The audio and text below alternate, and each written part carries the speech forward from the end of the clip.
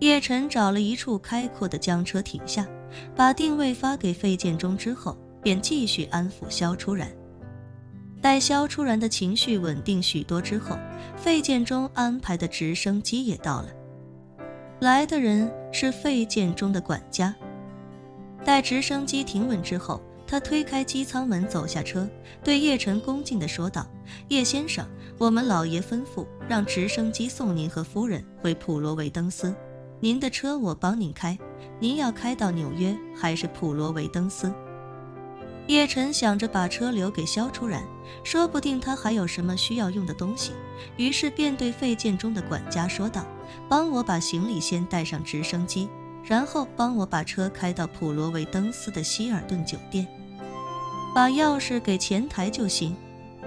好，管家点了点头，连忙与自己的一名手下从叶晨的后备箱里将行李取下，送上了直升机。叶晨随即也带着萧初然登上直升机，直升机重新启动，起飞之后呼啸着向普罗维登斯飞去。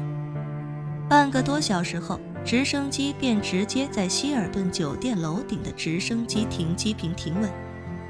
叶晨带着萧初然先回到了总统套房，叮嘱萧初然自己一个人不要担心，也不要乱跑。萧初然知道这种时候自己要做的就是尽量不给叶晨添麻烦，于是便毫不犹豫地答应下来。安顿好萧初然，叶晨便重新回到楼顶，乘坐直升机赶回纽约。当叶晨开始赶回纽约的时候，美国排名第一的克拉瓦斯 Gravas 律所最权威的首席刑事律师詹姆斯·怀特带着自己2名助理匆匆赶往纽约肯尼迪国际机场。这位律师一直以来都是美国警方的头号大敌，究其原因，主要是因为他的业务能力实在太强，强到有时候即便已经有充足的证据证明嫌疑人就是有罪的，他也能抽丝剥茧地从警方办案的细节中抠出一个让警方捶胸顿足的破绽，从而使警方所有的努力付诸东流。有些时候，詹姆斯·怀特也没少让那些有罪的凶手大摇大摆地走出法庭。每当这种事情发生，警方都会对他恨之入骨。但是这偏偏又是美国法律赋予嫌疑人的权利，一旦被他的律师抓住漏洞，哪怕全世界都知道他有罪，也不妨碍他无罪释放。也正是因为如此，詹姆斯·怀特几乎成了有钱的恶人洗脱罪名的御用律师，而他的律师费用也水涨船高，他的出场费至少也要100万美元起步，若是旷日持久的大官司，打下来的收益可能会超过1000万美元。因为詹姆斯·怀特多次令纽约警察蒙羞，所以这些警察给他起了一个外号，私底下叫他疯狗怀特。此时拘捕马兰的那几名美国警察一致认为，这个华夏女人肯定就是个被人利用的倒霉蛋。但是他们也很清楚，根据法律，只要抓不到真正的幕后黑手，就算他真是被人利用，也很难证明自己，最终结果是一定会被判刑。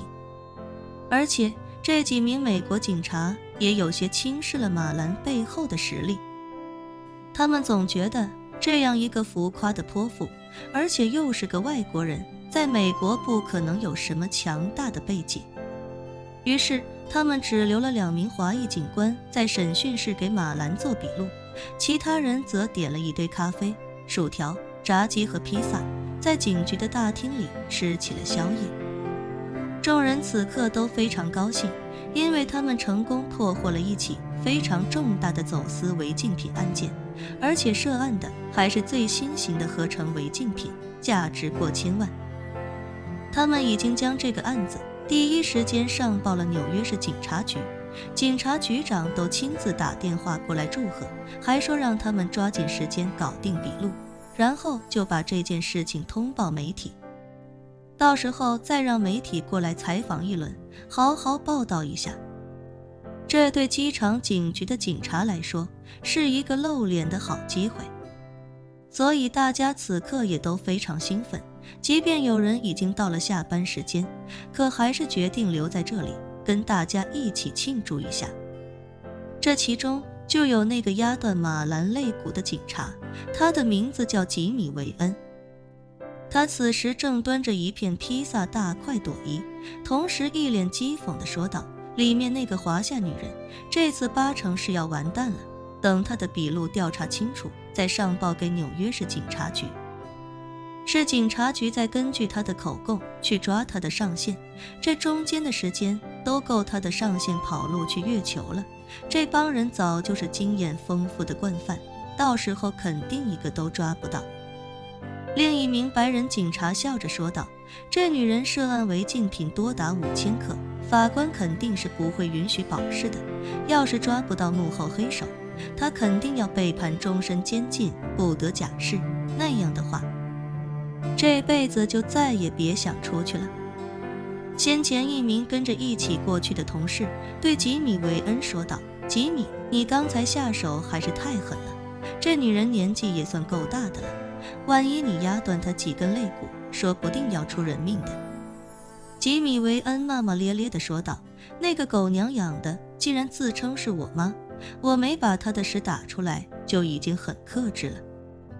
那人有些严肃地说道，以后还是要尽量控制一点，明尼阿波利斯的事情你是知道的，这种情况下还是谨慎些好，而且你要小心，万一他的律师知道了，到时候很可能要起诉你的。